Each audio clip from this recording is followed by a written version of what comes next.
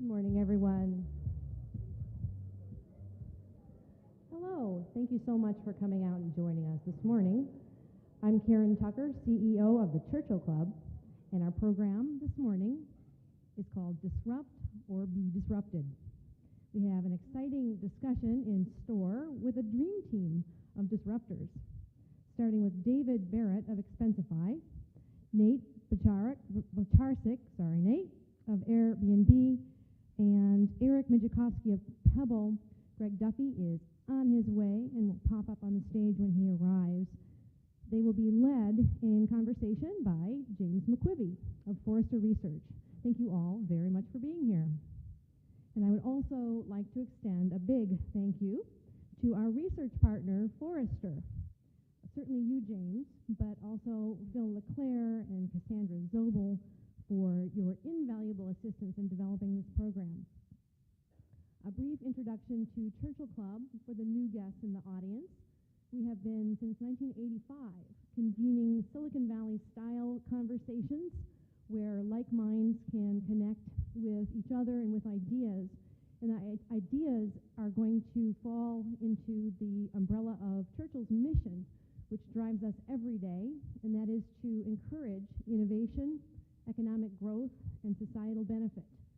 We do this through the up to 40 programs that we present each year, and we are a nonprofit member-supported organization, and if you have an interest in joining us, we would welcome you to do so. We have an outstanding set of programs coming up before the end of the month, starting next Monday on June 17, with Revolutions in the Making, which is a close look at the 12 most economically disruptive technologies that are with us today, identified a few weeks ago by McKinsey, such as mobile internet, the Internet of Things, advanced generation genomics, and this is a really good opportunity to give yourself a high-quality overview on these key opportunities for innovation and economic growth. And after that, on June 26th, there is a breakfast program that explores what makes standout company performers different. That's based on extensive new research conducted by Deloitte, and it's another great opportunity to learn and leave with new insights. We have many events in the pipeline for you, so please keep an eye on us, either by getting on the mailing list or just checking out the website as the new programs get posted. And if you are tweeting this morning, please use the hashtag Churchill Club, and you will find other Twitter codes in the printed programs on your tables. Our moderator, James McQuivey, is VP and Principal Analyst at Forrester Research. James is the leading analyst tracking the development of digital disruption, and his insights are in high demand, as you might imagine. He comments regularly in publications such as the New York Times and the Wall Street Journal, and he appears often in outlets such as CNBC and NPR.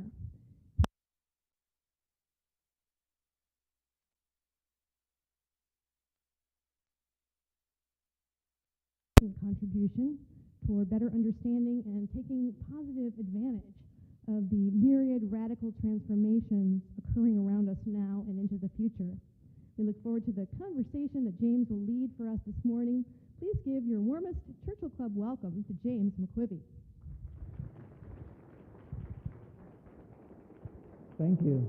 Thank you, Karen, and thank you everyone for joining us this morning. I realize getting up in the morning to come to breakfast is a nice to have, not necessarily a must-do, but I'm told that we've over-enrolled this session and gone far beyond what we would typically expect for breakfast, so that's great. I won't pretend you're here to see me. I think you, as I, are impressed with the dream team that we've assembled up here, and we started calling it a dream team informal.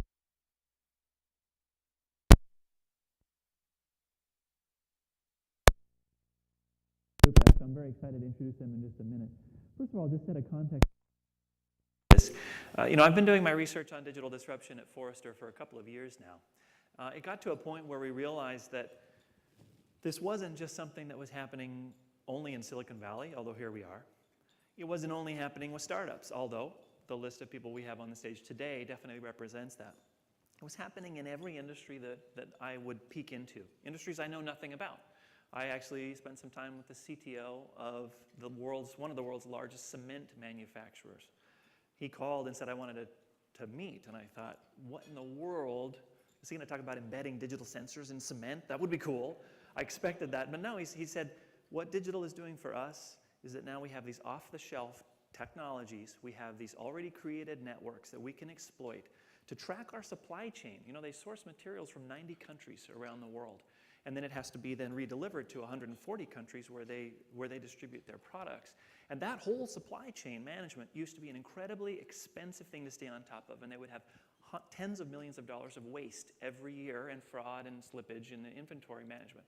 He says, now we just use phones, GPS, and a whole bunch of networks that someone else made to track materials around the world, and we're saving millions of dollars a month on this. So that kind of digital thinking, that disruptive thinking of saying, how do we use what we already know, what we already have, and just get something better? It's happening even in very, very traditional companies. Now, what's exciting about what we're going to do here today is we're going to talk about maybe some not so traditional companies who have a tendency to lead the way.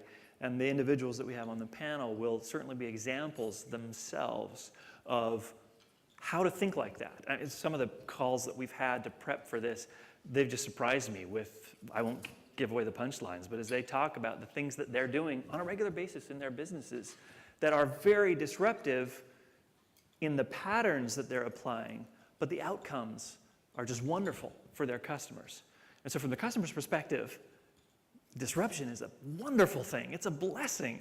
You know, if you're sitting over somewhere at a financial services company, disruption feels very painful. But to the consumer, the end user, it's absolutely the best thing that's ever happened to us. And I think we all know that. You take your smartphone out of your pocket and think just how dependent you are on that thing these days. And you realize what the power of what we're talking about here today is. So without further ado and an introduction, what I'll do is join my panelists here. And what I'm going to ask them each to do is introduce themselves. And in the context of introducing who they are and what they do, if you would, comment on something disruptive you've done or seen lately. And you can take whatever license you want with that. So we'll start with David Barrett, CEO of Expensify. Welcome. Thank you. Thank you for joining us. So you introduce yourself a little bit and tell us about some disruption you've done or seen lately. Great. So I'm David. I'm with a company called Expensify. We do expense reports that don't suck. It's a bold vision, but we're improving the world one expense report at a time. And I would say something disruptive. So expense reporting is not exactly, the most cutting edge and sexy industry, or it wouldn't seem so at least. But it has tremendously powerful data. And I guess I would say, in fact, when I was a kid, it's not like I wanted to grow up and be an expense report magnate. It's not like, this is the dream that really comes about initially. In fact, when I started Expensify, the plan was to do something entirely different. And the only reason we did expense reports is because that other plan depended upon the permission of banks. And banks are incredibly risk averse. And so I needed to think, it's like, okay, what's something that seems low risk, that seems boring? Like, what's the dullest thing I can imagine? I'm like, aha, expense reports, of course. And so it was like the Trojan horse to allow me to launch this entirely different product. And so we launched that product. And everyone's like, that's pretty cool, but your expense reports are amazing. I'm like, really? That was the easy part.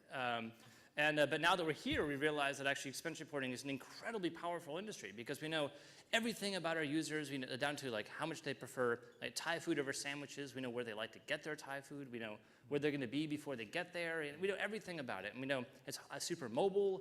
It's super viral because every time you submit an expense report, you put us in touch with someone more important than you, like your boss, your finance department, and things like this. And so I'd say what we do is disruptive. And I think we're all probably going to talk a lot about the importance of having good design, good product development, and so forth, and having a really excellent experience. But for Expensify, that's a means to an end. And I would say the way that we disrupt our industry is not just by having a better product. It's by having a dramatically lower cost of sale, meaning that we can run our company on such thin margins, such that we acquire customers in such a dramatically different way that our competitors, even if they had the exact same product as us, couldn't even remotely compete because we have a cost of sale which is 10 times lower than anybody else out there, which means that we can sell to a smaller customer, we can sell faster, and we can do it with incredibly thick margins. And so I'd say that what we do is disruptive. It's not just product. It's not just having the sexiest industry known to man. It's about having a business model that leverages the sort of unique dynamics of our industry against the incumbent and is sort of changing the rules of the game. And in the changing the rules of the game, what you end up doing, if I'm hearing you right, is you expand the range of people who could consider expense reporting as an actual process instead of just sort of manually photocopying or things that. Yeah. So you're making the business bigger. You're not just taking business away. Yeah, and I think that's what I didn't know anything about expense reports when I started, and so just totally making this up as we go along. And there's something nice about being totally naive, because you just have no idea what's stupid. And it's like, I don't know, I'm just going to do whatever people like. And now I think we've realized that expense management is so much bigger than business. It's relevant to everyone who spends money, which is a lot of people. Pretty much everyone, or everyone wants to be at least. And because really to be a business, you have to have income and expenses. Or you hope to have income, but you certainly have expenses. And so it's an incredibly universal thing. And so rather than just being this stodgy enterprise organization with the field sales guy with a gold watch and he shows up and takes someone out to golf, it's like we don't do any of that. It's like for us, we have millions of people who are individuals, contractors, or even just churches are a big demographic because they have a ton of money, very complicated tax status, or students and people tracking health savings accounts. And so I think we've realized expense management is so much bigger than we've ever thought it would be. And because of that, we have this sort of multiplier word of mouth advantage that when we enter into a company, everyone's already heard of us, even though no salesperson has ever called them. Fabulous. I'm feeling a little like I want to disrupt things here. There's a whole table over there. They can't see us. Guys, am I going to mess things up if I try to scoot this back? It just feels I feel bad for you. Folks, do you mind if we try? So while I'm doing that, I don't want to tear this out of here. I'm just going to have Nathan introduce himself. Nathan Blecharczyk. Did I get that right, Nathan? Yep, that's right. I actually rehearsed that before, and I still was nervous about it. Anyway, please, from Airbnb, CTO at Airbnb, please introduce yourself and tell us a little bit about what you do and what makes you disruptive. Right, so Airbnb is a global community marketplace for space. We make it possible for individuals to rent out their homes, apartments, or any other type of space by the night. And we make it easy for travelers to discover and book that space online. So for example, our users are folks who might travel a lot for business, or maybe they have kids have gone off to college, they have an extra room, they decide to rent it by the night, sometimes only a day a month. And I think it's worth contrasting our platform with vacation rentals to understand the disruption. So the vacation rental industry has been around for forever, a long time. And vacation rentals are typically secondary homes, investment properties. And what we've done differently is we've created a platform that builds trust amongst people and has a business model such that it's free to sign up. And so there's very little friction to getting started. And as a result of doing that, our participants aren't putting up their investment properties on our platform. They're putting up their primary homes, even their extra bedrooms, even the treehouse in the backyard. And if you look at our inventory, 90% of the inventory is stuff that was never available before.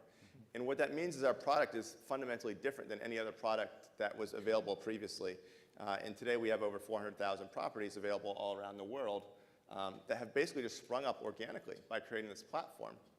And by making these properties as simple to book as a hotel, meaning that you have search, you have real-time availability, the payment is handled through the website, meaning that as a traveler, you see something that you like, you pay Airbnb, and we hold your money until after you arrive at the property. And that way, if you need to cancel, or if the property is not as described, you can just call our 24/7 customer support line, and we can give you your money back. By building that kind of trust, that kind of peace of mind, we have far many more travelers staying in this type of accommodation than would have ever entertained this before. And that has just enabled explosive growth. Up through the end of 2012, we had serviced 4 million guests. 3 of the 4 million, though, were in the last year alone. So it gives you a sense of the kind of trajectory we're on. Wow, so, and in the same way that David is expanding the range of people who would need expense reporting as a service, you're expanding the pool of assets that are available for booking. Right, and both the guests and the hosts are folks who never anticipated that this is something they wanted to do. But we created a platform that inspired them and empowered them to do something that actually has benefits for both parties. And let's face it, you're a little insidious with this. I just got an email last night from Airbnb because I am an Airbnb traveler, full disclosure, and I have some stories I could tell. They're great. But your email from last night was, hey, do you have any spare room in your home that you might want to put on the market this summer for summer travelers? And you literally have this thought. It's like, I never thought I would do that. But I do have a spare bedroom with 2 kids away at college. What could we do here? Well, here's an example of one of our most popular properties. It's actually a treehouse in Burlingame, right? So Burlingame is a neighborhood that no tourist is probably thought to go to on a vacation. And yet, the children of this family were at university. They had used Airbnb to travel to New York. And over the holidays, they came back and they said, you know, Mom and Dad, why don't we're going to put the treehouse on Airbnb. Maybe it was just a joke at the time. Well, 2 years later, that treehouse has made over $100,000, has housed over 1,000 people. It's fully booked for months ahead of time. It's incredible. And never, first of all, you probably never have the idea that you wanted to stay in a treehouse, right? You don't know you want to stay in a treehouse until you see it. When you see it, it evokes all kinds of maybe childhood memories, and you just want to do it, even for one night. So it's incredible, the kinds of things that come up organically when you create a platform. It's much like eBay. I love the use of the word organic, especially with the treehouse reference. I don't know if that was deliberate. But I think that's what we're going to see across all of these conversations today, is that we're expanding, we're growing. And it's growing in a way that we can't control, but that is very exciting as it happens. So we'll turn next to Eric Migicovsky from Pebble, appropriately sporting a Pebble first generation, I assume?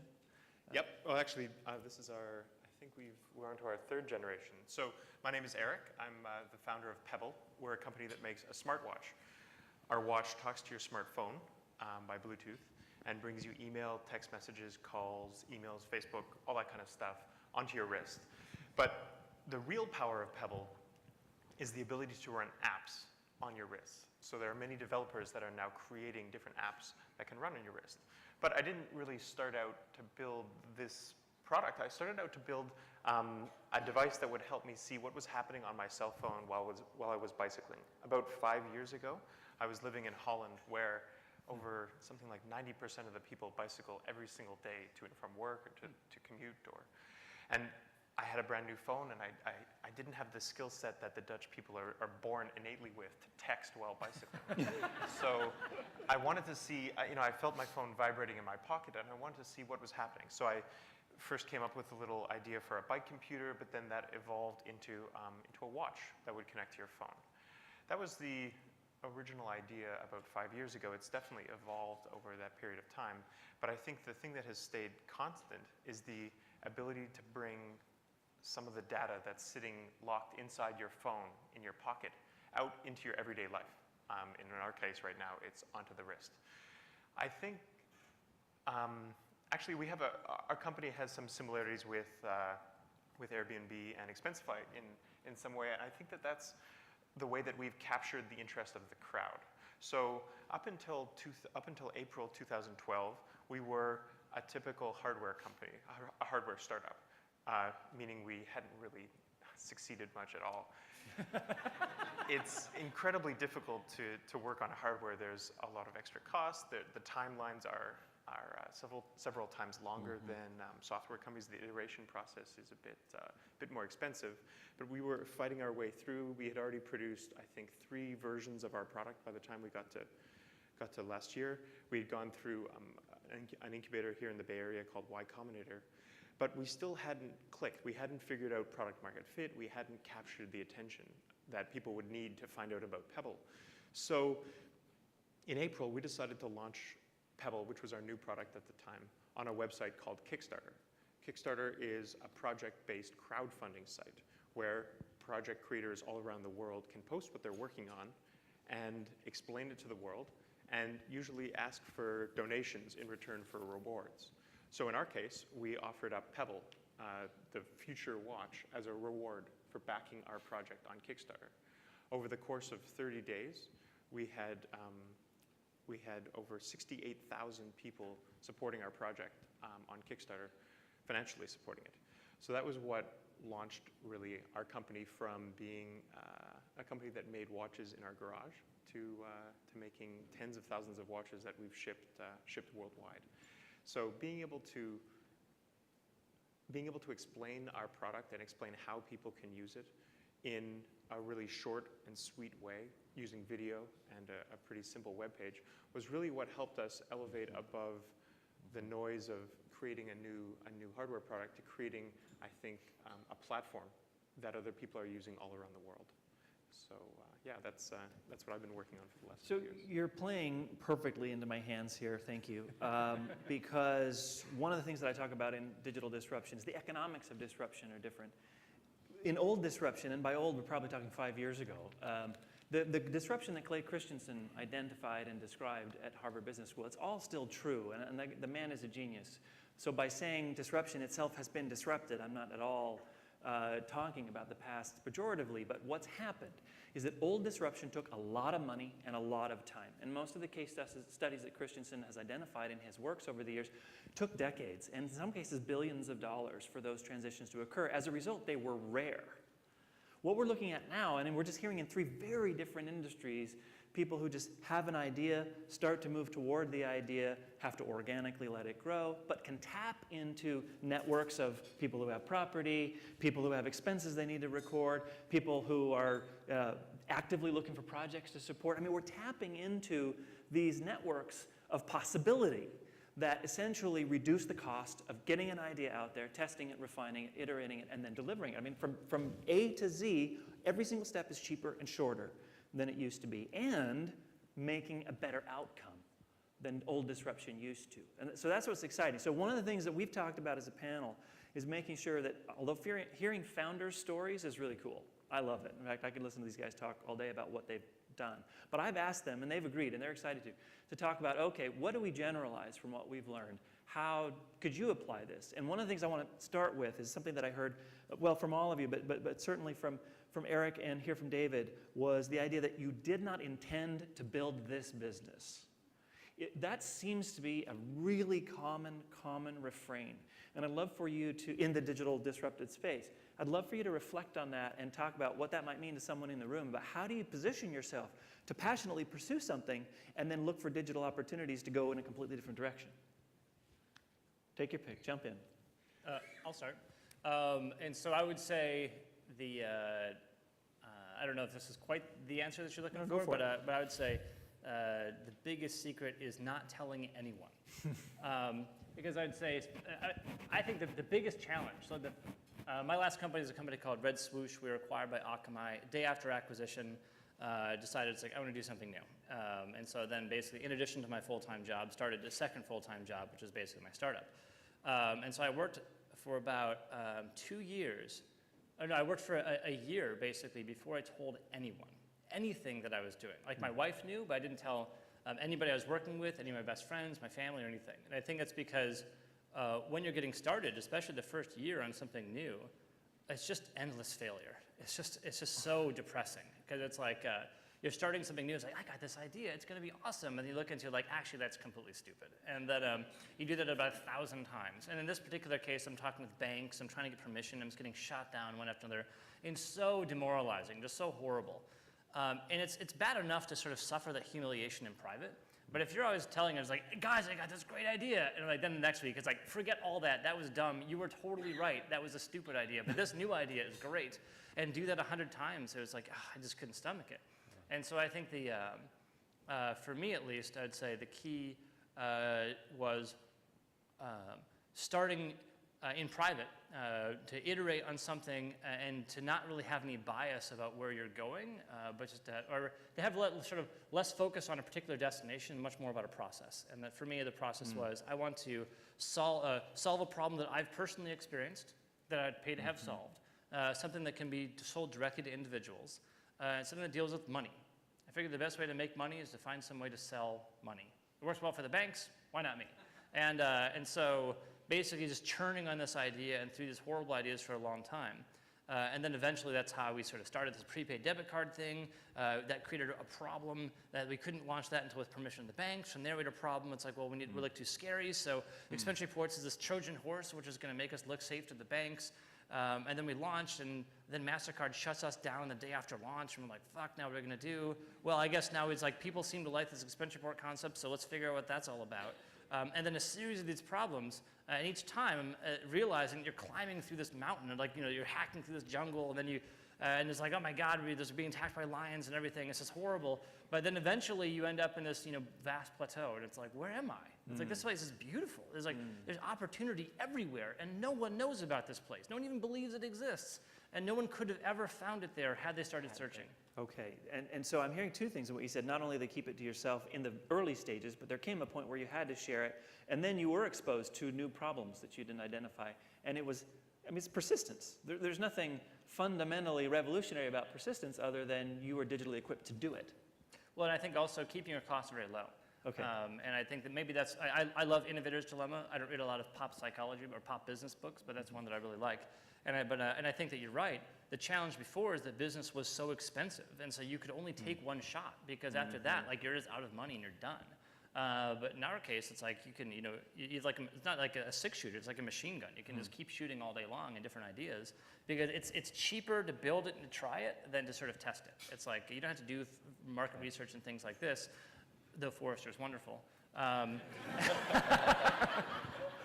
But basically, just give it a shot, because really no one knows. It's like, if it's a great idea, if it were obvious, someone else would be doing it. And so any idea that's amazing, most people think is stupid. And so the worse idea it sounds, the better it probably is. I would love to get these two guys in here to talk about whether they think you should keep it to yourself or not. Because I know people who passionately disagree, who think we should just tell all the world about our ideas. And we're really happy to welcome Greg Duffy on stage from Dropcam. Thank you. Best lesson I ever learned at Dropcam, always leave earlier than you think you should. Maybe best lesson never learned. Yeah. Well, thank you. Let me wrap up this question, then we're going to come to you to have you introduce yourself in just a minute. Yeah. So just quickly, I'd love to hear your reaction. Well, what I'm hearing gentlemen. here is that disruptive ideas, they need refinement. I mean, you come up with a new way of thinking about something, and your first take isn't going to be something that you want to share with your family or bring to market. You got to refine it. That often takes years of development, or at least a year. And I think on the entrepreneurial journey, myself included, like, it was probably 2 years before my dad thought what I was doing was like valuable. It was He real. always ask these probing questions like, so how's it going? Are you doing anything else? When do you think you might do X, Y, Z, right? And I could kind of tell what he was getting at, which was that he didn't understand what I saw, which I had a vision for something. I saw that there was a value proposition here, and although it wasn't refined yet, that I saw progress, and I thought we could get there. And so you gotta. My number one piece of advice to entrepreneurs is to pace yourself, right? It never happens in the first year, and I think part of the conditioning for pacing yourself is, be cautious with what you say and who you share it with, because you're gonna tell your crazy idea, and you're gonna be so excited about it, and someone's gonna shoot you down. And that can be hard. And so sometimes it's better to just be a little bit more reserved about it. At the same time, I also believe in mentorship and getting support. And if you're trying to do something on your own and you're not getting feedback from peers who understand what you're doing, you're a lot less likely to succeed. And so from that perspective, I'm very much about sharing. Eric, you can either comment on this. I know you were originally going to answer the original question. Go for it. I think the keys that I've learned so far over the period of 5 years of up and down along the way is to make sure that you're able to monitor and detect what people like about your product. Sometimes they're counterintuitive. Sometimes the things that people like about your product are not exactly what you intended. And I think initially that struck me as a tough idea to wrap my head around, because I felt like what I was working on was what I wanted to focus on, but reacting to what people were saying. Like, so for example, in the early days of our product, we basically manufactured them, these watches in our garage, and just shipped them out by FedEx. We would send them out, and then in a couple days, we would email the person that received the watch, and we were shipping maybe I think the total we had shipped at that time was about 100 watches. So we started emailing our customers, and sometimes they would just email us out of the blue. And we would get into these interesting conversations with people who were using basically alpha hardware, like things that we had just assembled ourselves. And the comments and the discussion and the ideas that our users, our very early users, gave back to us were some of the things that helped guide our product development, as well as how we explain the product to other customers. Was it painful? It was mainly comments from my dad, so yeah, it was pretty. But early users, you have to be very careful with early users. Yeah. Fabulous. Well, Greg, thank you for joining us from Dropcam. What we did in the beginning is we asked everyone to introduce themselves and talk a little bit about what they do, but also a disruption that they've done lately or have seen lately, worth talking about. Go ahead. Yeah, absolutely. So I'm Greg Duffy. I'm the CEO and co-founder of Dropcam. So probably the coolest thing about Dropcam, similar to Eric, we started out shipping every single camera from my co-founder and I packing peanuts boxes. It was a mess. And now we actually run a cloud service that takes in more video than YouTube. So the difference in scale has just kind of been amazing for us, and I think that's probably the biggest disruption is bringing software and services to a category of what used to be just hardware and almost creating a whole new market by doing that, a whole new product, something that didn't exist before. Why don't you describe it for anyone who's not familiar? Yeah, so Dropcams are Wi-Fi cameras and a cloud service that lets you view them from anywhere. So people use them for everything from security, like home monitoring, baby monitoring, pet monitoring. We've had people catch everything from their kids' first steps to burglars. The cool thing about a Dropcam is it's kind of like, it's a camera that doesn't have a record button. It's always recording. And the cloud service keeps around the video, and you can later decide which video was important. We help you do that, and it makes you capture moments that you never would have before with a standard video camera. Not that I'm prone to look for really cool connections here, but what we're talking about, we have the two of you on hardware on the end. Both of you have said that the service experience of the hardware it turns out to be more important than the hardware, which I think is a fundamental. If you want to take that home as a lesson, especially if you're in hardware, take that home as a lesson. I mean, it's not the hardware anymore. And this is a lesson that Sony, for example, needs to learn. It's not about the device. It's about the experience that you build around that. It's we have some folks from Apple in the room who that's something they know about hardware. So that is interesting. But I think it's also just about physical stuff, like your treehouse. When you add a digital experience around it, becomes a lot more interesting and more useful or monetizable, as the case may be. And I think this is one of the cool lessons about digital is that it's not about digital stuff only. It's not just about apps and games and digital movies on Netflix. It's about your treehouse, for heaven's sake, and what digital can do, or your money, about what digital can do to help you get more out of it. So to me, talking about digital disruption is potentially narrowing because it makes us think, well, we're talking about your smartphone and your apps. But none of what you guys have talked about is really about your smartphone. Your smartphone just ends up being a huge enabler. Comments on that? Yeah, I mean, digital, the internet, et cetera, is just a means to hopefully an end, some other ends. And I think what's really amazing is you can basically, increasingly what I'm seeing is that the online world is changing our offline world, right? Not just enabling business, but in our case, changing fundamentally human behavior. And I think you're seeing this a lot more with sensor technology, Google Glass, et cetera. There's a closer integration between the technology and how we conduct our lives. And when you start doing things differently, there's kind of different properties and that creates an opportunity. So for our example, by creating a platform that is so frictionless and builds trust that regular people are renting out their extra rooms, well, it turns out these people, they don't have any sunk cost. So whereas a hotel or a vacation rental, someone has made an investment in a property, these people are taking and monetizing something that they already have, that they've already sunk, they have no fixed cost on that. And so they can offer something that's unique at a very competitive price point. It's just incredible. And this has kind of blossomed into something much bigger that's being called the sharing economy. The idea that people have all these things, whether they're physical things or even their own time, that go underutilized. And now technology platforms allow us to share access to those things and perhaps even monetize them. Well, and that's happening at such a broad scale. It's extra cars, extra home rooms in your home like you're talking about. It's also just the self-publishing platform on Amazon. I have extra ideas in my head that I want to get out there, and an agent doesn't deem them worthy of his or her time. And so I'm just going to put them out there. And some of them are terrible. And some of the homes that people probably rent probably aren't that great either. Although they would quickly learn through the feedback mechanism that it's not that great. I mean, that's the beauty of this, is that everyone can play. And so I think the common theme here is that we've all created tools that are empowering people to new behaviors, new use cases. So how do you see those new behaviors coming? Is this a personality thing? Do we just have the four of you on stage because you all have the kind of personality that just wants to do this? No. No. What then? No, I think there is something interesting going on here, even on the hardware side of things.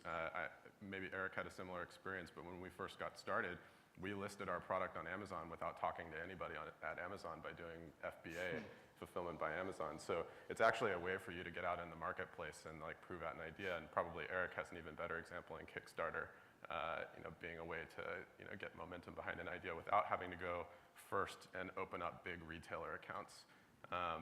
Another interesting thing, going back to your question about what is it really about? It's about the whole user experience. And actually, in our cases, I would say you can't take out the hardware from that. It's not that the hardware isn't important. It's that it's not enough. It's necessary but not sufficient. You have to do the whole thing. You have to do the apps. You have to do the software, the user experience, the services, the hardware, everything together in order to get something that the user wants to buy these days, because the bar has just been raised. The devices like the iPhone, when they came out, changed the world of cell phones and smartphones. In fact, there were smartphones before the iPhone, but they were virtually just nobody knew what they were in the mass market. And it's just because they brought that big kind of all-encompassing user experience that they were able to win. Actually, and to maybe add on to that, I think it's interesting, the notion of necessary but not sufficient. And I would say, on one hand, launching a product requires, or a disruptive product today requires taking on a much bigger surface area than in the past. Which could seem daunting, right? Which could seem very daunting, because now you can't just launch a watch. You also have to have the services and the apps, and it has Bluetooth and all the stuff. It's like any one of those would have been a whole company a decade ago. But now it's like, yeah, a tiny startup can do that in their garage, of course. And so on one hand, you have to take a much bigger vision, but it's possible to do so because there are these networks already in place. There's these tools, the technology is available, and so forth. And so I think, when you mentioned mobile apps, for Expensify, I would say that the reason the mobile app is so valuable isn't just because, yes, expense tracking is a mobile thing, but the existence of the iPhone. So what made Expensify work was one day the iPhone got an autofocus camera. So for the first time, you could take a good, high-quality receipt image at the same time that the iPhone App Store existed, which enabled us to acquire individual users at zero marginal cost. And these users are people who exist in companies. And then also, at the same time, expense reporting is viral, where every time you submit an expense report, you're promoting us to the decision maker. And so it's a combination of all these things happening at the same time. It's like autofocus cameras, app stores, smartphones, internet, always-on connectivity, viral dynamics, consumerization of the enterprise. If any of those weren't in place, Expensify wouldn't be here today. It's like Expensify couldn't exist 5 years ago. And so it's like we just happened to be, a door opened. We were the first one in line, and we certainly didn't plan it. As I mentioned, it's not like we okay, but the business plan is we're going to kind of hang out here. We're going to wait for iPhone to launch an iPhone autofocus camera. Like, that doesn't work that way. And so I think, yeah, it's about being in the right place and just always being ready for the opportunity and being open to jump through that door when it opens, no matter what that door might be. Anybody else want to comment on the personality question? Well, I think one of the pieces of advice that I picked up at Y Combinator, an incubator here in Mountain View, was advice from Sam Altman. He said one of the keys to making a good startup is to not let your startup die. And if you can fulfill that promise, then by definition you have something that's worth talking about and that's worth working on. So for no lack of trying on our own, we've taken that to heart, and we've seen over the course of several years just a progression of things working, things not working, but at the end of the day, always going back and trying to fix what problem you had, and it seems like just through that process of improving what you have, you can iteratively get not only your product better, but I think your company. And that's one thing that I learned, is that starting out to make a product is not necessarily, a lot of people say at the beginning when you're working on an individual product that you're trying to sell is, what's the greater vision, what's the company around that product? But at the end of the day, if your product is not something that people want, you're not going to be able to build a company around it. And so I resisted initial questions and initial kind of pressure to create a company rather than a product. And I think that worked out well for me. I'm interested to hear about other people's perspectives on that as well. Yeah, Go ahead. I would say one thing that guided us early on was that something that Paul Buchheit said about Gmail. He said it's better to have 100 users that love you than 1,000 users that like you. Right? In other words, build something and find a group of people who are truly passionate and for whom this truly resonates, and iterate from there, and you'll find your way to mass market. And with Airbnb, the inspiration for Airbnb came long before we wanted to create a company around it. So there's 3 of us co-founders. My 2 partners are designers. In October 2007, there was a design conference in San Francisco. Hotels were sold out, and it just so happened that we had been all living together. I had just moved out. They were having trouble paying rent. They decided to rent out the extra bedroom that was now vacant to designers who needed a place to stay. And so they made some money that weekend. Designers got a place to stay when they otherwise had no options. And they all went to the conference together and had a great time. And so this was a one-off experience that worked out well for everyone. It wasn't until a few months later that the 3 of us got together and we were like, we want to start a company together. And we were trying to work through different ideas. And this was not our first idea. I mean, this was actually a little bit of an afterthought. We had worked through many other ideas first that came to mind. And then we said, you know what, remember that experience a few months ago when you guys did that?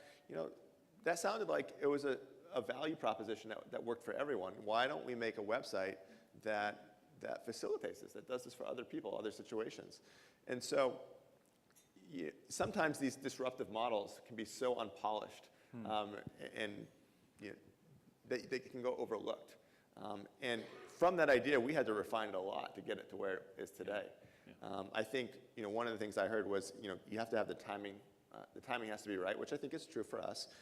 But you also want, even if you have the right timing, you have to iterate so much in order to find that product market fit, to find something that's going to resonate with a broader audience. First with the 100 users that love you, but then something that can be mass appeal. If I've been counting, we've probably said the word iterate or some variation on it maybe 100 times so far in our conversation together. So I think that's clear, and hopefully that's a message that's landing with you in your individual roles. But I'd like to talk about that inflection point where you're iterating based on feedback from mentors and then your earliest 100 people who are passionate about you or so on. And then there's an inflection point where suddenly you've got data. All 4 of you have businesses that are generating amazing amounts of user data, I'm assuming. That's got to change the way you iterate, and even the speed at which you iterate. Can anyone jump in and talk about what having this data? You talked about it explicitly in your opening remarks, David. I mean, having all this data about how people spend, what do you do with that? Well, okay, so there's 2 different types of data, though. One is sort of user behavior, and one is sort of the data that they're sharing. And I guess I would say I'm a bit contrarian into the former. I think that data is super overrated. And that I would say when you need the data the most, you have the least. And it's like, and I think people, especially when you're like brand new startup and you don't have any users, maybe even if you have 100 users who love you, it's like it's not super statistically relevant. And how do you know that those 100 are actually representative of the millions out there? And so I'd say your toughest decisions in a startup are never informed by data. By the time you have data, you should have decided a year ago. And you probably already did, and the only reason you got the data is because you made the right bet. Because if you didn't make the right bet, you'd be dead and you'd have no data. And so I think the companies that stress out about like we're going to A/B test everything, we're going to do this research and blah blah blah. It's like I don't know those companies. Like I mean, you can refine through data, but you can't innovate through data. Okay. And so that's my summary of that. Yeah, I would Go actually, for it. Yeah, I'd agree with that. I would say data is a very important way to make incremental gains, and incremental gains are critical, and maybe that's the majority of what you do in the lifespan of your company. But to come up with those truly disruptive ideas, those aren't informed by data. Okay. They're often informed by a single individual or a small set of individuals who have a vision for something. And oftentimes, I think from their own experience, like the story I just shared. Or, as we refined our product, another example is we launched something that preceded what you see today, which was a much simpler website. It was much like a Craigslist, but just for events and people who wanted to share their room for the event. And Brian, co-founder, went to South by Southwest and used the product. And his host picked him up at the airport, brought him to the house. The host's wife made Brian dinner. The bed was set up beautifully with chocolate on the pillow. Wonderful hospitality. At the end of the night, the host asked, Brian, do you have the money? Because this is before we facilitated the transaction. And Brian said, I forgot to go to the ATM at the airport. Can I bring it to you tomorrow? He said, no problem. Well, the next night he asked again, Brian, were you able to get the money? Brian had forgotten once again to get the money. And suddenly the host got very wary of Brian. Like, who is this person I just met who's staying in my home and has conveniently forgotten twice to bring me the money? And the hospitality kind of evaporated. It got awkward from there. And through that firsthand experience, we reinvented how we thought about this opportunity. So, we had identified a value proposition, but it was still really rough. And through this firsthand experience, we decided, what if we facilitated the transaction? What if we took the money up front and got that out of the way so that once you arrive, it can all be all about the hospitality? And once we did that, we said, well, if we're handling the money, we can give you kind of a confirmed itinerary. I mean, we can actually make this whole process of staying with someone just as streamlined as booking a hotel. And so through some of these firsthand experiences, we refined our vision for what we were to become. Now, you still do that, right? Among the founders, you're still living on Airbnb and learning from it. Right, yeah. So there's Brian still actually, for periods of as much as 6 months at a time, has lived on Airbnb, a new place every 4 or 5 days. Basically stress testing the product, understanding that if I live this lifestyle, and if I'm that demanding of the product, can it perform? And honestly, sometimes it doesn't. But through those firsthand experiences, he and we come up for a vision for how we might improve things. So let me just ask you this rhetorically, Room. How many CEOs of airlines do you think have flown coach on their own airplanes in the last year? Any? That's a great question. 0. How many CEOs of banks have waited in line to talk to a teller to solve a checking problem? 0. I'm going to guarantee you it's 0. How many, does the CEO of Dell buy Dell computers online and then install them and set them up himself? So this is just over and over we could ask this question. 2 weeks ago, we had a company meeting, and Brian challenged the company, and there's over 500 employees now, all hands meeting. He challenged for a volunteer for someone to live on Airbnb like he has historically, and someone raised their hand. Well, after the meeting, over 50 other folks emailed him to say that they were volunteering to live on Airbnb as well. And so to give you an example of kind of how seriously we take that and what we're trying to promote in order to maintain our edge, I think these are the kinds of things you have to do. So I'll just say, I keynoted at the Marketing Research Association's annual conference in Orlando on Monday. And I got up there and I told them, guys, you're in trouble. I mean, you teased a little bit about Forrester as a company. I think this is real. We're being disrupted too. Because when someone, instead of needing to go do a survey and take 6 months to get the answers to something, can either just go live the experience themselves or go and talk to their users in real time through some collection of digital media, then yeah, research is in peril. It doesn't mean that we're over with. I'd like to believe we can expand the business just as you're demonstrating you can expand your businesses. All right, I'm getting the sign that it's time to wrap up for Q&A, to let you in on it. What I'd like to do is just give anyone else on the panel a chance while you're thinking of your questions and raising your hands and the runners are going around and collecting your questions. Anybody else want to talk about disruptive processes like Nathan was just talking about of the CEO living on Airbnb? So I think actually it's probably a pretty good piece of advice that if you're running a startup and not using your own product, that it's going to fail. It doesn't matter what it is. It doesn't matter whether it's enterprise or consumer or whatever. If you're not, it's eating your own dog food, and that's been popular in tech circles for a long time. And if you're doing a startup and not doing that, it's going to fail because you're going to lose your connection with the user. It aligns all incentives if you use your own product, and not just from a user experience perspective, but even for Dropcam, for example. Everybody at Dropcam uses Dropcam in their homes, and so things like privacy, for example, are really paramount to us because the same privacy concerns we have, our users have, and so it aligns all incentives. We make your video safe and secure, and all these things kind of just work out as long as you are using your own product. I think that's really interesting. And actually, I'm going to take a bit of a contrarian viewpoint to something mentioned before, which is that maybe data doesn't matter. Paul Buchheit, who was quoted before, also said advice is limited life experience plus overgeneralization. And I think in this case for Dropcam, one of the ways that we use data, we've just started having enough of it to start making an impact on the user experience. So for example, using offline computer vision algorithms to figure out where the important video is in your video stream. These are things where data is kind of just intrinsic to the user experience, using it to improve the user experience. Like Google search, it's the size of the index, it's not the algorithms. And I think you really have to make sure that you don't trend one direction or another on thinking data is important or not important just based on the experiences of one company. It really depends on your product. Fabulous. Thank you. We'll take our first question. Do we have runners? There we go.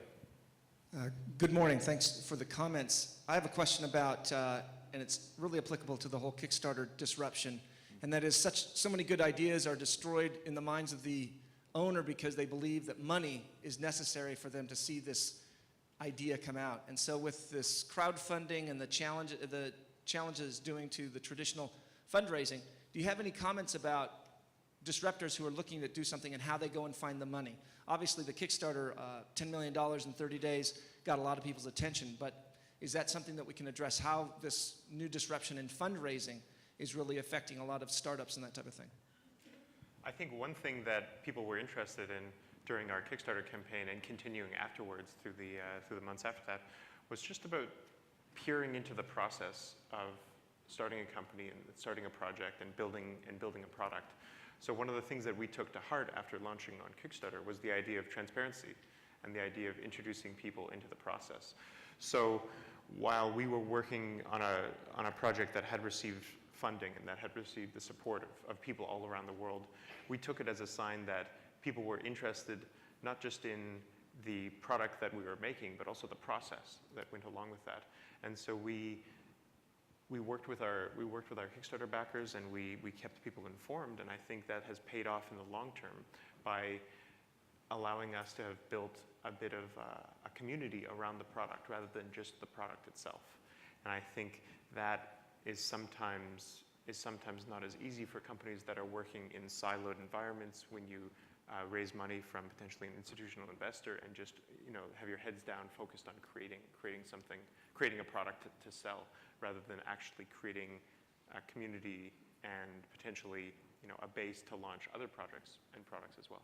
So I was talking to one of the country's largest retailers the other day, and they were saying, well, sure, on Kickstarter, those people can raise risky capital. We don't have access to risky capital. And I said, why don't you take one of your projects to Kickstarter and go public with it? Would you recommend that? I wouldn't necessarily recommend Kickstarter per se, but there are definitely some ways of communicating your ideas and figuring out, are those ideas something that people want? Okay. I was hoping you would back me on that one. Sorry. Well, there's another website. My friends have started a website called Self-Starter, which is a little bit of a more open source method of starting something like Kickstarter. Got it. Okay. Next question. I think we have over here. First off, David, love your product. Great work. Thank you. So question for Nathan. You mentioned that Brian experienced some lack of hospitality when he forgot to show up with the money on his second night. And I was curious, as a CTO, what was your experience like when you had to flip the switch from allowing people to leverage the service free to a model where you were collecting before the service was delivered? So the site that existed that I referenced when Brian went to South by Southwest, that was merely almost like a Craigslist directory style. That was only in existence for a few months, and then there was a whole bunch of things wrong with that model. It wasn't easy enough, et cetera. It was basically Deadpooled, and we went back to the drawing boards, and over the following 4 months kind of reinvented, came up with this new model and built it. And New model and a new name, right? What's that? Was it a new name too, or was it the other one? No, so Airbnb is short for Air Bed and Breakfast, which got its name from that original weekend where that extra room that was rented to the designers had no furniture because I had just moved out. And so Joe, another co-founder, had some air beds. He put up the air beds. And so instead of a bed and breakfast, it was an air bed and breakfast. And so that's what they called it that weekend, and that's therefore what we called the website we built for South by Southwest. It was Air Bed and Breakfast. Even when we launched in August 2008, we were still calling it Air Bed and Breakfast. By the end of 2008, we realized, we're actually not renting any air beds anymore. What are we doing calling ourselves Air Bed and Breakfast? It just so happened that the shorter domain name Airbnb was available. So in early 2009, we changed the name. Got it. But what happened when we changed the model? I mean, there really was nothing before the model. And so it was kind of hard to measure the delta, except to say we went from nothing to eventually something. I mean, it wasn't honestly, it wasn't even just the model that enabled our business to grow. It wasn't until early 2009 when we focused in on building critical mass in New York City, and we started really curating the inventory, that it started to snowball and grow reliably. Question here, next question. Sure, thanks. I was curious about each of your level of kind of tech savviness, and if you're all developers, and if you can comment in general on, can you look at the code of your own apps? Is that necessary? Is that necessary? And what do you see among your sort of peer disruptors? Does everyone kind of can write code at some level? I can. I wrote so I was one of the core developers for the first couple of years. So Airbnb has a pretty diverse set of founders. I think not the typical mold. There's 3 of us. Joe and Brian are both designers. I'm an engineer. So that's kind of a atypical ratio. But I think it actually is one of the reasons why we've been so successful is that we kind of have all our bases covered with our different perspectives. It's really the emergence of art and science. And so there's a wonderful creativity that they bring to the table and how to kind of market ourselves and thinking through what the experience should be. But that has to be paired with the science of bringing that into reality. And finding that right weight is maybe challenging at times, but we obviously found the balance. Barrett? I think the key is being able to have enough skill to build something that you can show off your idea. So in my case, I started the company by myself and built a very early prototype of the product just by sort of hacking things together. But that was enough to engage some of my friends and to really build enough interest to be able to get other people to join the team as well. Greg? I think for Dropcam, both co-founders are technical software guys, and myself being one of them. And I think it helps, like Eric was saying, in the early days when nobody believes in your idea but you, then you're the only one that can build it. But later on, it actually helps more. I think if you can become the business guy and the tech guy and the guy who sits on stage talking in front of a crowd of people all at the same time, you kind of can grow with the company a little better because you get this fire hose of kind of requests from users and investors and people about what you should be doing next in the product. And being able to put it through the lens of kind of what is technically feasible, how you should prioritize tasks. Sometimes asking for something that sounds simple, like for example, motion detection in Dropcam. Everybody assumes that motion detection is simple because humans are really good at telling whether something has moved in a scene, but it actually is a very hard computer vision problem. So early on, we had a bunch of people asking us to make motion detection better. If we had done that project, that would have been the whole company. And now we can actually start working on it some more now that we've got critical mass. It just helps us prioritize those issues where if we hadn't been technical, we might have decided to do it early and then we would have never been able to create the rest of the product. So there's a bunch of things that just provides a lens for prioritization when you have a technical bend and you're running a business. So based on the experience of the 4 of you, it would seem like a national imperative that we teach kids to code in school.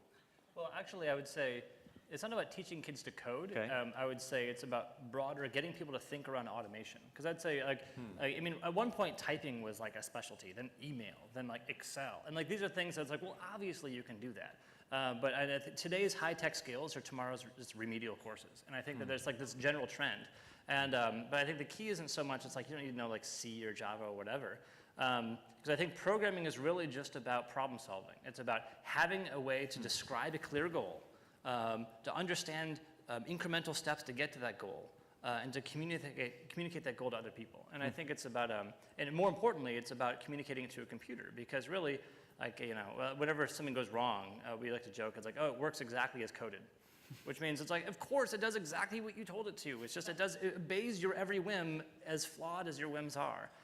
And I think but I think the advantage of being technically minded, and we're living a step maybe in the future of the idea of A computer is so dumb, it forces you to know exactly what you want and make no assumptions. But when you take that same mentality, you can apply that to everything. Like computer programming is no different than management, than sales, or anything else. It's all about defining a process, executing the process, communicating the process, and so forth. Fabulous. That's one to take home, I think, for those of you who are out there thinking, how do we think like this and act like this? Next question. Do we have one queued up? In the back. Hi. Another crowdfunding question, I guess, for Eric. With your Kickstarter campaign, was it pure virality, or did you have to make some significant upfront, communications investment type thing in order to get it going? I think the key for us was actually simplifying our message. So we'd been working for 4 years on the product and had quite a bit of experience talking to people about what we were making. And I think one of the major advances that we made with our Kickstarter project was simplifying things down to 3 main goals or experiences that people could have with the product. We took those, we made a video around that, and kept it short and sweet. We did do some pre-marketing for the project. So for example, we had been collecting email addresses for about 2 years leading up to that point for people who were interested in an iPhone-capable smartwatch, which we weren't capable of making at that time. So we had a list of about 7,000 people lined up. So the moment that we launched our project, we did a nice email blast to all of these people and got the message out. We also chose to launch at the same time as we gave an exclusive to a blogger to help us sort of get the message out. But I think that combined with the fact that we already had a fairly, interested potential market waiting for us, and we were able to get the message out through those two means. So I've got a question. So go ahead. Yeah, I was going to say one of the interesting things about Eric's story there is that, like, the key message there is that it probably is really hard to just decide, I have an idea, I'm going to go to Kickstarter and raise $10 million. There was 4 years of thinking that went into smartwatches and what to do, what are the important problems, how do we build these things, how do we build them with a good cost of goods and plan for mass manufacturing and all these other things. And then you guys solidified the idea and came up with your 3 core things and were able to run a massively successful Kickstarter campaign. So if you think it's just easy money, that's not what it is. This is hard-won kind of, there was company building and product building and just kind of developing an idea of what exactly a smartwatch is and what's important and how you build one before that was able to happen, right? Yeah, and I think you see that in many successful companies. We all have the benefit of hindsight sitting up here, but it's true, yeah. Well, but the challenge then is, and this is my question to you and to all of you, is when you take advantage of this, like 4 years of work, yes, but then you said, hey, we've got an email list, we've got a blogger relationship, and we have Kickstarter, let's go do this digitally disruptive thing to carry us to the next level. You stir the pot at that point. I mean, Samsung holds a press conference saying, well, we're working on a watch too. And rumors about Apple's watch keep coming and surfacing. You're stirring that pot. I mean, all of you guys are stirring somebody's pot somewhere by being digitally disruptive. And sometimes that makes them sue you or makes them angry. I mean, how do you deal with that? Is that a sign of progress? Probably is. Nathan? Yeah, it's a high quality problem to have, I suppose. I mean, that means you are doing something that has gotten someone else's attention and that someone's taking you seriously enough to raise issue. And I can't think of any disruptive company that hasn't come into controversy in the process and in the different ways that you mentioned. Even internally, and maybe this is one for larger companies represented in the room to think about, is that here they're talking about people who don't like what they're doing, out in the world, whether it's municipalities with Airbnb or whether it's Samsung with watches or what have you. But internally, your department comes up with the best idea ever for the company. You've tested it for a year, and then you go share it, and you get internal resistance, right? I know you're all in the startup mode, but can you give people in that situation a bit of advice about how do you put your head down and figure out how to persist even when the internal politics, never mind the external disruptive politics, are facing you? Well, one of the things we do, or we ask ourselves, are we taking big leaps? And we don't always want to be taking big leaps. A lot of the times we want to be making incremental improvement. But every so often we want to do something that kind of fundamentally changes the game for our business. And that's when we're basically disrupting ourselves, whether it's the switch to mobile or when we introduce the $1 million host guarantee. These are big things that they didn't come about through incremental improvement. It's like someone had a big idea, it was a little controversial, And then we said, you know what, let's go for it. I think in terms of getting support for that internally, first there needs to be a recognition that there are these two different paths, and that both paths are important, and you want to have a certain ratio of big leaps to incremental gains. And then you need to recognize who within the company are the big thinkers that come up with the big leaps, and who are the folks that help to make those things possible. And just making sure that everyone knows their role, and that one thing isn't necessarily coming at the cost or for lack of appreciation of the other thing, I think is pretty critical. So developing a language within your organization for talking about this change and the role that each people play is, I think, pretty critical. Which is a very human skill. This is not something we engineer, it's not code, can't solve that problem. Yeah, as we become a bigger organization, that's a big part of it. Yeah, David. And I guess I would say also making sure that sales has something to gain or that you can route around them. And I would say Innovator's Dilemma is talking about the biggest challenge of a company disrupting itself is that even before your disruptive product has made any money, you've cannibalized the revenue of your existing successful product. And so, because generally disruption comes at a dramatically lower price point, and so you have, your salespeople are commissioned to sell to the biggest companies in the world, and you come out with a small thing at 1/10 of the price, and then some of your companies go for that. Like you become your own worst enemy. And so I'd say that's a real challenge for disruption is how to avoid cannibalizing your own revenue. And I guess Clayton Christensen would say it's not possible. No one does it. No one successfully disrupts themselves. And so I'd say if you really want to be disruptive, leave. It's like it's the only proven technique that works. Well, and also having a realistic outlook that if you don't disrupt yourself, someone else is. And so I think companies need to come to terms with that and then just understand evolution. Well, and especially now, right? Because 10 years ago, 20 years ago, disruption from the outside was going to take a while. You could see it coming. It was costly. There were issues. But now it can show up tomorrow. Okay, any last question? Take a last question right here. I have a question. It's adjacent to the last one, and that is, as you look at companies through the valley and actually just globally, as they scale and grow, they lose they change their culture. It becomes slower. It becomes more institutionalized. How do you keep that disruption of culture going internally so that you can create not only a new product but really consumer and customer experience passion that is scaled? Yeah, great question. Ideas? So I think you just have to leave room for particularly engineers to kind of go off into a room and do stuff without being bothered. Like it's kind of a funny thing. It's hard to do when you scale and you're thinking about product management and you're thinking, I need to have all these meetings to tell people what to do. But to a certain extent, if you hire people who are kind of, they're generalists. They understand what good product is. They understand what good design is. An engineer who can look at an iPhone app and say, this is ugly and this is beautiful, is much more powerful than one that can just write the underlying code. And you let those people have extreme flexibility in doing new things.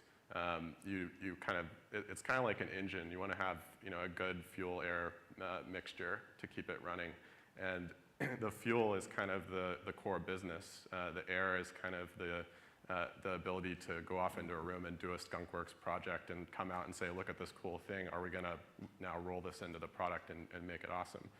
If you lose that, you're no longer a startup anymore. So you better be doing hundreds of millions or billions in revenue by that time and be ready to grow at 10 or 20% per year. So I got to give David a chance to chime in with something that his company does to kind of keep it fresh. Do you want to talk about this? I love this.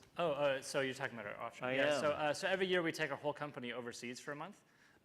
This is basically the eating your own dog food technique, and because we do two things. One, everyone gets free lunch every day at the biggest cafeteria in the world called San Francisco, and just submit an expense report and you're good to go. But likewise, every year we take the whole company overseas for a month, and again, it's all about let's test our international currency support, conversions, and blah blah blah, all this different stuff. And I would say that as far as keeping the company fresh, I'd say the best ideas that we ever have come when the company is overseas, because it seems like it would be like, how could you be productive basically working on a beach in Thailand? Except in reality, it's like the beaches in Thailand are kind of small and they're beautiful, but there's only so much swimming you can do in a day. And after that, it's like you're surrounded by a culture that's foreign to you. You don't speak the language. You don't know anyone else there except for the people you work with. You're 12 time zones away from everyone you know, and so you have nothing to do but work. And likewise, but the work is fun because you hire the sort of people that want to do it, and you attract them because you're doing this. They come to you and they're excited about it. Yeah. And likewise, you're spending so much time with them. It's like you're on a train in the jungle and everyone's batteries died hours ago. There's no internet, and all you have is a bottle of whiskey. And so it's like now you can actually take the time to talk about the very long-term things and get crazy. Like all of our best ideas come basically from these trips where like we launched Bitcoin support, for example. And so it came about because we're like, we've got this problem of international reimbursement.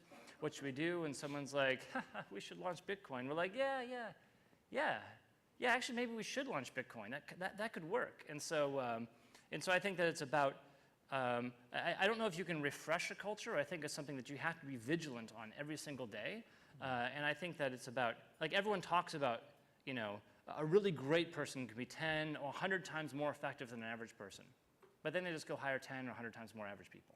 I think if you really believe the disruptive power of the individual, it requires a consistent commitment from the start of the company and throughout to only hire those people that really fit that mold and to create a company that's always attracting and inspiring them. It's just that over time, the talent density increases over time. And it's incredibly hard. And I think we struggle with it constantly. I think everyone struggles with it. And so I don't know if you can just retrofit an existing company. I think the skunkworks approach is probably the best. It's like, take your best people, put them in a room away from everyone else, and say, you are the elite squad. Everyone obeys you. And the rest of the company is going to be pissed. But you know what? Maybe that's okay. I don't know. Maybe it's worth the risk. Guys, parting advice as we wrap up here. Anything you want to throw out that we didn't get to say that you think would help these people as they try to be disruptive in or outside of their current organizations? I would just say, to be kind of self-aware about your organization's strengths. Again, who are the big thinkers in the organization? Who are the entrepreneurs? Are we making big leaps? Are we taking incremental gains? Are we creating a space for these people to kind of come up with their ideas? Are we taking time to go off-site and basically break our daily pattern so that we have some new thoughts? These are simple things, but a lot of, I think, organizations aren't self-aware or don't do anything about these simple ideas. But I think they're readily practicable. Probably one of the interesting threads that I see woven through all the people up here on this stage is the advice used to be from Y Combinator, make something people want. I think that's probably changing a little bit these days to make something people want to pay for. And everybody here up on stage, this is 5 years ago, we would have all been telling you about our tens of millions of users, and instead we're telling you about our businesses that build things that make people's lives better in ways that they want to pay for. And so there are business models from the beginning. If you don't have a business model at the beginning, that's no longer cool anymore. So make sure that you have an idea of that people actually value you enough to hand you dollars, to hand you money for what you're building early on. A lot of companies waited too long and had tens of millions of users and no dollars, and it turns out you can't really go to the store and buy things with eyeballs. So I wouldn't necessarily be afraid of asking people to pay for your product. I think a lot of the times people work and they keep thinking that they can improve their product and that they don't really believe that people would pay them or compensate them for it. But I would take the chance. I would ask people, are you willing to pay for it? And I think you'll be surprised at how willing people are to pay for something that they want to use, even if it has like a modicum of usability or utility to that person. Thank you. Thank you all. Absolutely fabulous panel. I appreciate each of your contributions and your attention as well. As Karen's coming back up to take the stage and take the reins over, let's show a round of applause for these folks and what they've done for us today.